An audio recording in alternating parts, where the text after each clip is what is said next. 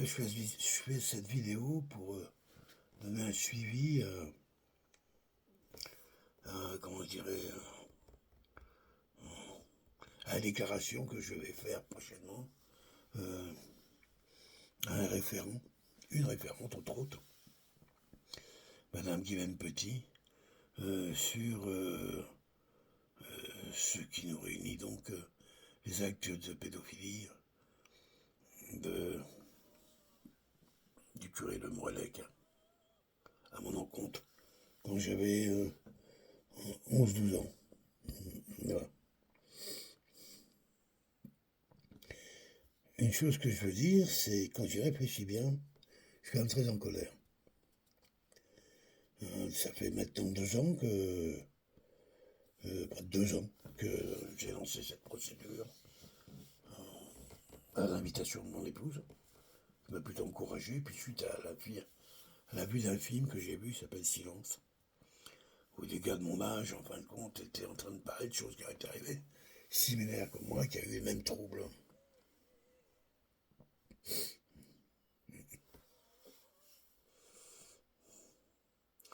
Ouais, je suis en colère envers moi, en fin de compte.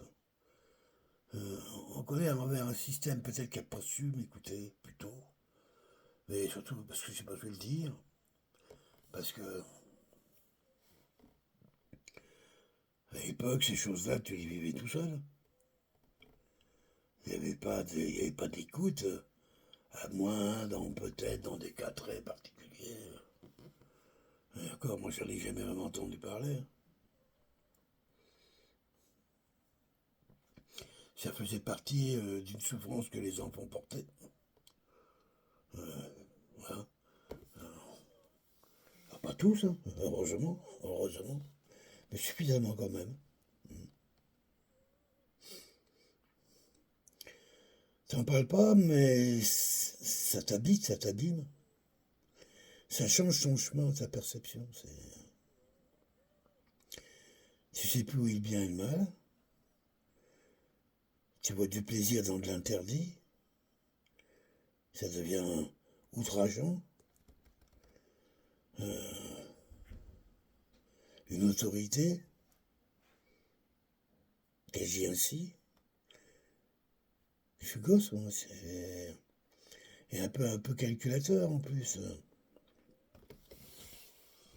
C'est que du trouble que ça fait.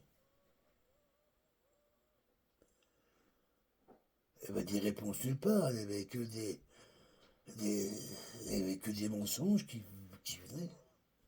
Rien d'autre. C'est ça, ça n'existait pas. Ça pouvait pas exister. C'est ça le truc.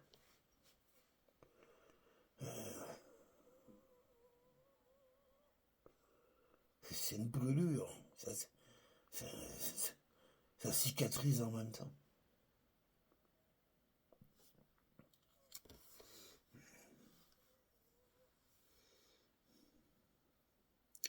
Les 2 ans que je suis revenu sur cette procédure,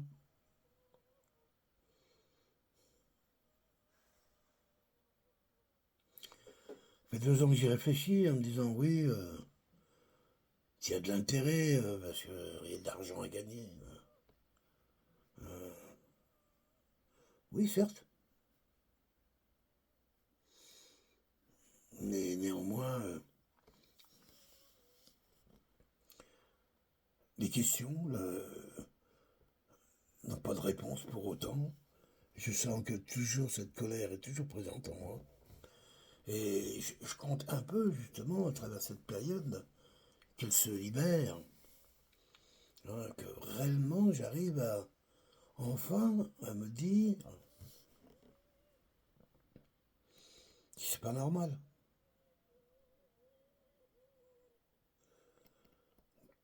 Que c'est violent ce qui a été. Je suis obligé de le voir en réalité en ce que ça a été. Un viol. Des viols. Oui, il n'y a pas eu de sang, il n'y a pas eu de larmes. Et pire, il y a la tricherie, mensonge. lâcheté, l'indignité d'un homme de 40 ans en train de violer un gosse de 11 ans que j'étais, qui comprenait pas pourquoi ça lui faisait plutôt du bien, tout en sachant que j'étais parfaitement mal. Un prêtre, pas...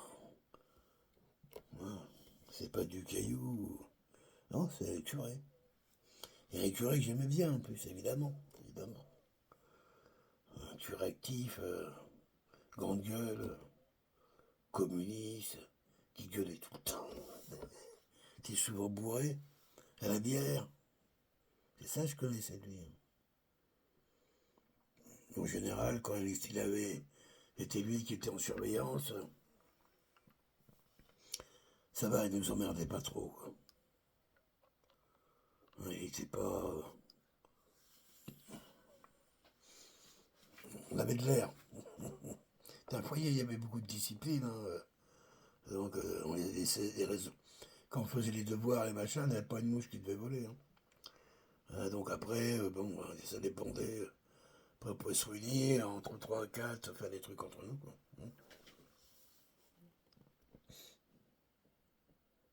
C'est marrant, j'arrive pas à revoir sa gueule. J'arrive pas.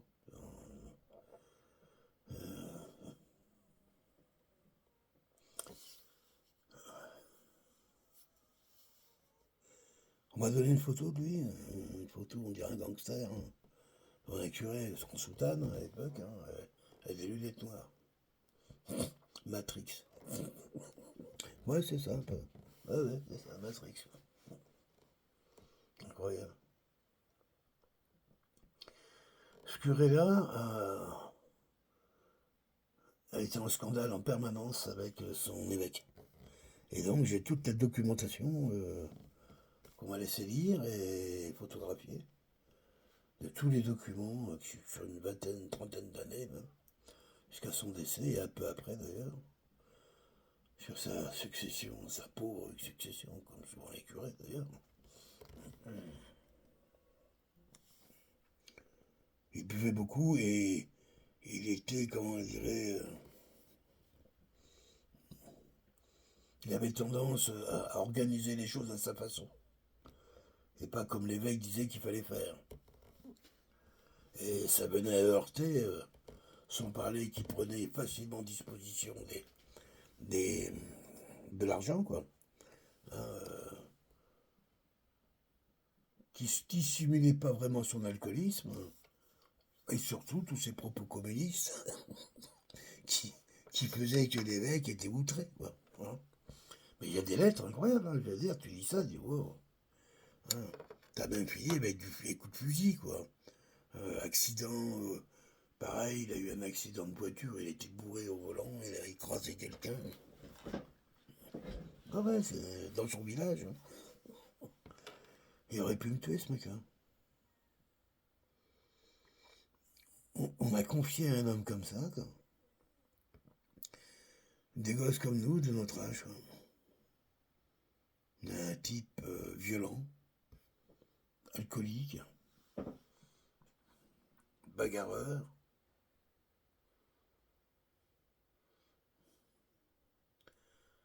Que l'évêque, que l'église, que, comment je dirais, la paix chrétienne puisse comprendre et, comment je dirais, pardonner l'homme que fut l'évêque, le Morélec, je veux dire. Certes, mais c'est pas de ça qu'il s'agit.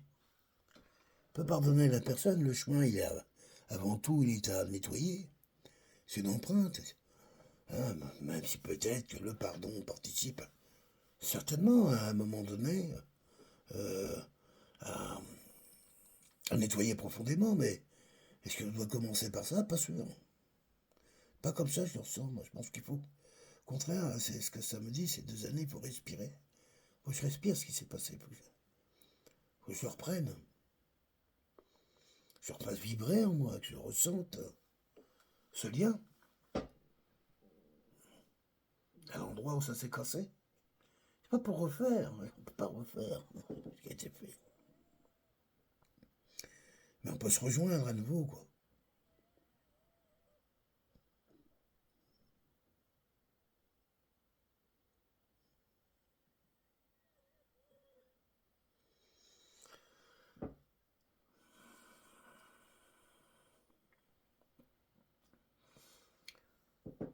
Les faits sont faciles pour moi à raconter, en soi. Vous allez les transcrire en des mots, des écritures, qui seront peut-être lus, retransformés en mots encore, pour enfin arriver à rentrer plus ou moins dans les compréhensions. Enfin bref,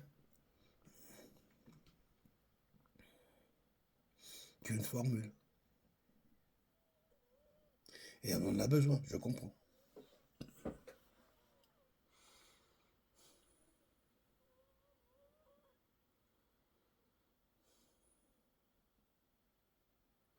Mais je crois que c'est ce qui me vient. Hein. C'est important que je reprenne, que je jette pas tout comme ça. Bon, allez, on n'en parle plus. Comme j'ai tendance souvent à faire sur beaucoup de choses. Souvent à l'excès. À l'intensité, quoi. Comme c'est que souvent je suis confiant, c'est pour l'intensité, pour gagner du temps. Si des fois c'est le contraire qui arrive.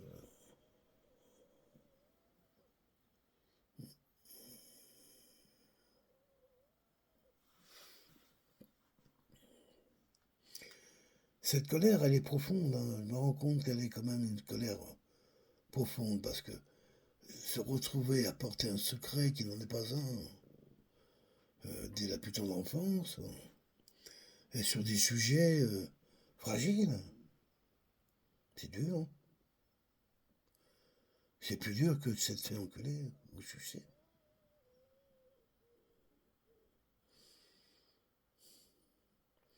Parce que dans le deuxième cas, ça peut faire mal sur l'instant et ça le fait. Et pas toujours. À un moment, ça s'arrête.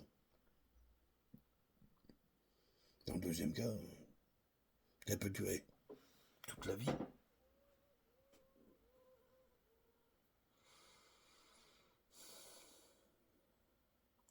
Je reconnais François lorsqu'il me dit il y a des choses qui ne sont pas pardonnables, enfin, comment dire, qui ne doivent pas partir dans l'oubli, quoi. Oui, je suis entièrement d'accord.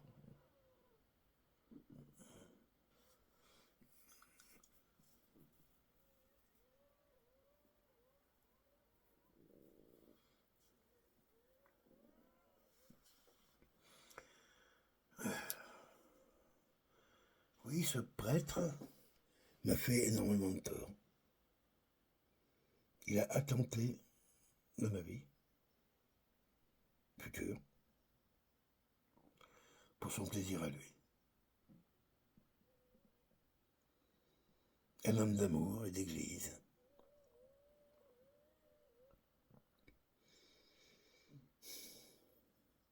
qui a fait vœu de chasteté, de pauvreté, d'obéissance.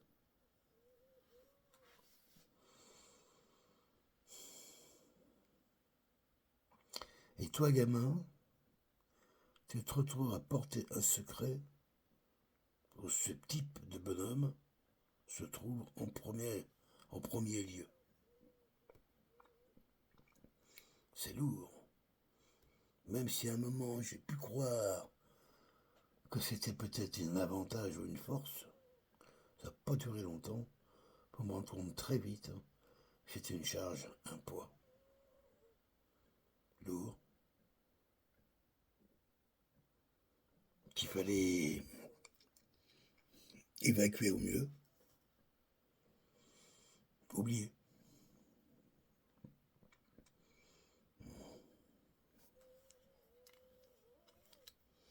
Je m'aperçois en fin de compte que j'ai jamais oublié. J'ai fait avec en décorant plus ou moins l'authenticité des choses.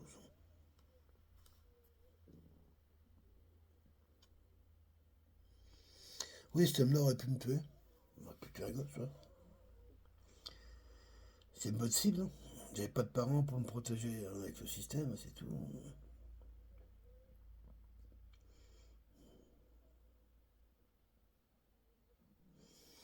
Aujourd'hui, on me demande, je demande réparation, certes. Certes, oui. Ouais, j'en veux à l'autorité de l'Église, hein. Même si elles m'ont bien reçu lors de mon dernier voyage en France l'année dernière,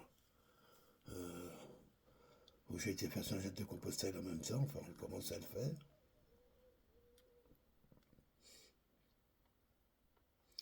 Il y a quand même quelque chose qui est difficilement compréhensible. Qu'on puisse éventuellement, dans comme d'église, se rendre compte qu'on a un de ses prêtres qui est pédophile, ben c'est d'empêcher ce prêtre d'avoir accès aux enfants. Ça me paraît la base. Quoi qu'il arrive. Ça, c'est une âme charitable. C'est ça l'âme du Père. Le Père qui corrige plutôt qu'il ne punit. Mais quand on remet le curé à nouveau en contact avec des enfants, qu'est-ce qu'il fait le Père?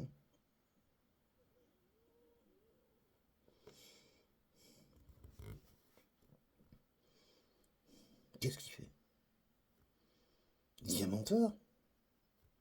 Le Père triche. Lui aussi à son tour.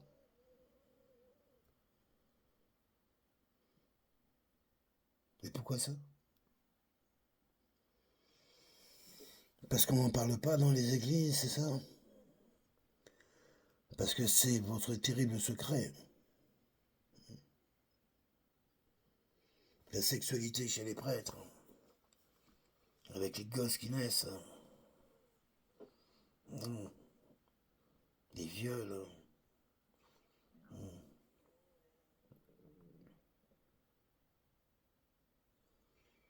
Pire. Hein, quand vous faites les avortements. C'est ça l'église. Tout ça. Parce que vous avez un dogme de chasteté. En quoi ça marche? Ils sont chastes. Au contraire, faites des déviants de plus en plus terribles. Et ce qui devrait être beau comme acte sexuel, qui est peut-être un acte d'amour, devient tout d'un coup une perversion. Vous savez tout ça. Vous, les hommes d'église, vous savez tout ça. Vous voyez faire une sorte d'exploit de la chasteté en la traduisant de façon spirituelle.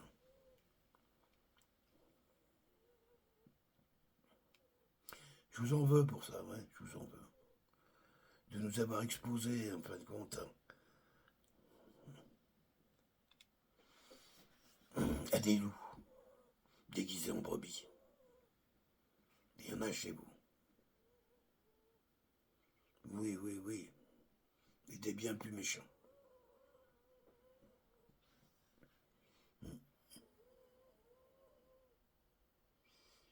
Alors, que je puisse vous soutirer un peu d'argent pour une vie massacrée,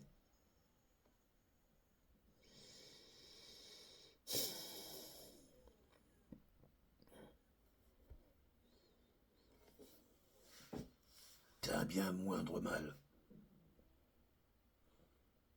J'ai quitté vos rangs. Je suis plus catholique. Du tout. Je suis du mal à l'être. Mais vivant en France, tout était catholique, hein, jusqu'au poignet de porte. Et puis tout d'un coup, l'étau s'est desserré.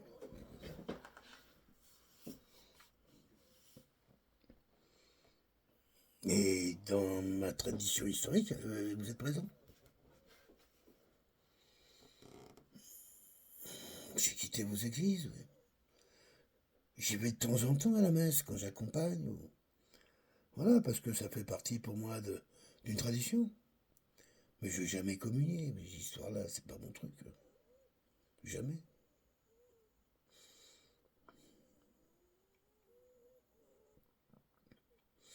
Quand je suis allé vous voir circuler un peu dans les couloirs des évêchés, j'ai retrouvé des odeurs d'enfance, bien sûr. Hein, des odeurs de soutane, on peut dire presque. C'est caractéristique de ces endroits, les monastères, les foyers, prêtres où on était élevé, tout ça. Ouais. Ça m'appartient, ça. Ça appartient pas à l'église, ça appartient à mon chemin.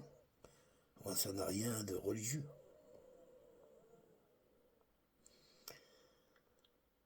Vous n'avez jamais su éveiller en moi, on dirait, la spiritualité de cette religion, jamais. Vous l'avez sali. C'est ça. Vous, avez, vous l'avez sali.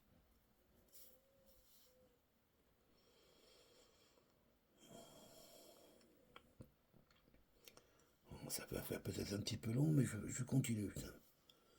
Ça m'aide.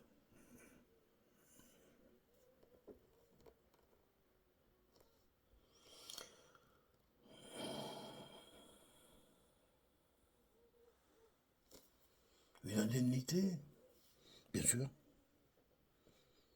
J'avais la fin d'envie, évidemment, j'ai pas brillé. J'aurais pu briller, vraiment. J'étais une étoile brillante, comme beaucoup d'enfants. Mais particulièrement ce que j'étais, avant que ça arrive. J'avais fait une année scolaire, je crois que c'était en cinquième. Excellent, exceptionnel. Ouais, j'ai eu tout très bien partout, partout, partout, quoi. Oui, partout, même dans la gym, dans tout, quoi. Et j'étais bien, j'étais à l'aise, j'étais en ce bon rythme, j'étais bien encadré. J'avais des profs qui me suivaient de près, qui m'encourageaient. Et j'ai eu des récompenses. Hein. On m'a même payé une mobilette, un voyage au sport d'hiver, la première fois que j'allais voir la neige, au ski, enfin faire du ski, quoi. Au Lyon, je me rappelle de ça. Tout roulait bien pour moi, là. Au foyer où j'étais, ils avaient décidé, avec la DAS, donc, je dépendais de consacrer un local, un beau local, en plus j'aimais bien cet endroit, juste à côté de la chapelle. Il y a une petite salle ronde, en bois, la même qualité que la chapelle. C'est vraiment sympa cet endroit-là. Et le directeur a dit, bon voilà, vous pourrez faire vos études ici maintenant. On était trois, il y avait moi, mon frère, et puis, comment il s'appelait, le grand là. On était trois, on a une petite salle sympa, la cuisine était juste en face. On sentait qu'on nous protégeait un peu, toi, on nous donnait dans le foyer une dimension un peu particulière. C'était là où j'étais. Et c'était là que j'ai rencontré le Morelec.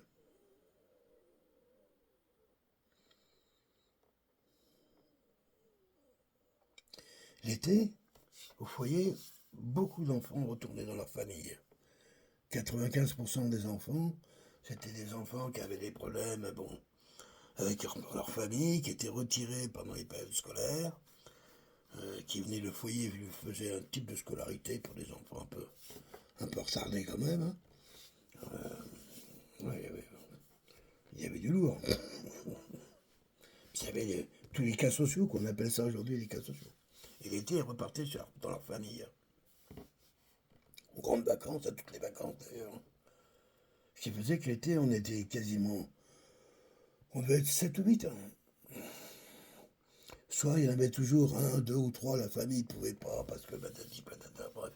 Ou qui partaient un peu plus tard, des décalages de date, mais pas plus que ça, quoi. Et puis ceux qui n'avaient pas de famille, comme moi et mon frère, Mom Ramon et puis Mohamed Kabous, où on appartenait, on était là placé par la DAS, par une administration. Donc, on restait au foyer. Puis moi, j'aimais bien. On avait un château. C'était un château. Un grand château. On se retrouvait plus qu'à une dizaine là-dedans. On avait une grande piscine. À côté des vignes. Sur une colline en hauteur, on voyait le château de Montfort. Très beau. Très beau. La preuve, c'est que un propriétaire d'un terrain de golf qui a racheté le château pour en faire un golf, justement. Un golf top niveau, quoi, top classe, quoi. Et j'ai été voir, alors, bon, ils ont raccourci un peu le domaine, mais ça n'a pas perdu les points de vue, en tout cas. Et ils ont même assez magnifié avec le golf. C'était ça les étés, au foyer. J'ai 11 ans, 11 ans et demi, il fait chaud, c'est en juillet. Le prêtre responsable au foyer, c'est le Morelec, et le Morelec plutôt cool. On aime bien le Morelec, il est toujours en train de gueuler, qui va dire à l'évêque, je sais plus quoi. Et il nous emmerdait pas, comme je dis, en général. Il boire sa bière. Voilà, presque un peu ça. Hein. Et puis il s'occupait aussi d'une autre. Il était prêtre. Hein. Donc il avait sa propre paroisse, Marcaille, où il allait faire juste les événements. C'est-à-dire les mariages, les naissances et les décès.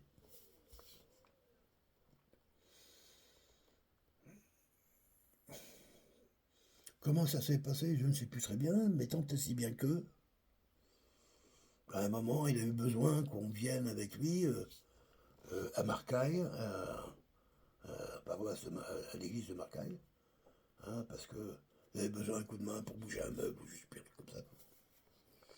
Puis moi j'entends ça, je dis ah ouais, ouais, ok, cool quoi. Puisqu'il avait comme bagnole une Diane, deux chevaux, enfin bon, une petite bagnole, mais une bagnole de curé de l'époque quoi. Puis c'était joli, Marcaille, et puis j'étais content de sortir du foyer quoi. Je disais ouais. Je dis ben moi je veux bien y aller quoi. Donc il me dit ben ok, départ dans une heure. Ou je sais pas comment ça, je me rappelle plus très bien, je me rapproche doucement. Et puis on part ensemble, puis je suis content. Il fait beau, c'est l'été, il fait vraiment chaud. Je suis en short. Alors, vous voyez, on avait des shorts, un truc un peu monstrueux, mais bon, ça sort d'uniforme, quoi. Hein, avec, je sais pas, les chemises, avec des chemises en flanelle. Et là, on avait des tricots de peau, on appelait ça des Marcel. Hein, un t-shirt sans manche, voilà, on appelait. C'est ça comment j'étais habillé. Hein. En short avec un t-shirt sans manche. Et lui, il était en soutane. Ouais, parce qu'il gardait encore la soutane. Ouais. Attends, je me rappelle. Ouais, il était en soutane ou pas? C'est la période où les prêtres étaient un peu bousculés, là. Où tout d'un coup, on leur disait qu'il fallait qu'ils abandonnent la soutane pour mettre le costume avec la croix puis le col blanc, là. Il y en a qui ont dit non. Hein. Et au foyer, entre autres, comme les traditionnalistes, nous, on avait les prêtres qui étaient en soutane, hein, quand même. Hein. Ouais, que j'ai réfléchi. Sauf le directeur du foyer, qui était aussi le prêtre du village du foyer, qui lui, j'ai toujours vu en costume, mais par contre, il était prêtre, donc il s'habillait pour officier, c'est enfant de cœur, j'étais sur l'enfant de cœur, pas le seul, on était quatre à chaque fois, on était une tribu. On arrive à Marcaille, avec le Morelec, bah, c'est marrant, j'ai des blancs un peu impressionnants, hein, tant aussi bien qu'on revient, quoi, à un moment donné, sur la route du retour, on va faire ben, avec un moment, il s'arrête sur la droite et puis je sais pas ce qu'il me raconte, j'entends pas très bien, mais tout de suite, sur sa main sur la cuisse. Et je suis surpris, presque interloqué, il me semble être silencieux. Et puis sa main, elle continue, elle avance et il m'attrape le sexe. Tout de suite, comme ça. Et il me masturbe. Et combien de temps ça a pris, je sais pas. Je me laisse faire. Je crois que j'aime ça. Je sais pas. Qu'est-ce qui se passe? Qu'est-ce qui m'arrive? J'en sais rien. Et tout d'un coup, je sens ma main, qui prend ma main, et. Ouais, c'est ça. Et ma main, elle se met sur son sexe à lui, que je trouve gros d'ailleurs. Comme ça. Et fait comme si que je demande que je le branle en fin de compte. Je sais pas si c'est fait ou pas.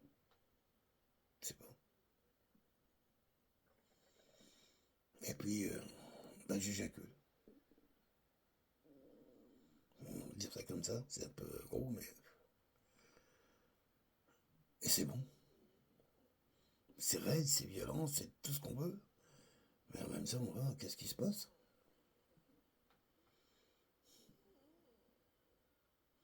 Ouais, c'est ça. C'est ce que je viens de vivre avec le Morélec. Je suis, il me raconte, j'en dis quelque chose, je sais pas ce qu'il raconte, mais il parle. Et il n'y a pas besoin de me dire qu'il faut se taire, j'ai pas du tout envie de me vanter. J'ai déjà tellement à voir avec moi-même sur l'instant. Qu'est-ce qui s'est passé?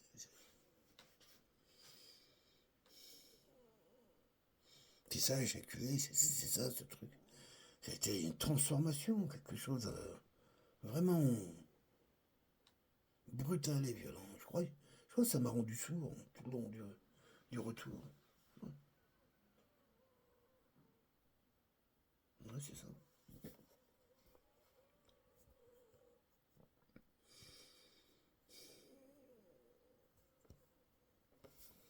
J'arrête là, je reprendrai après.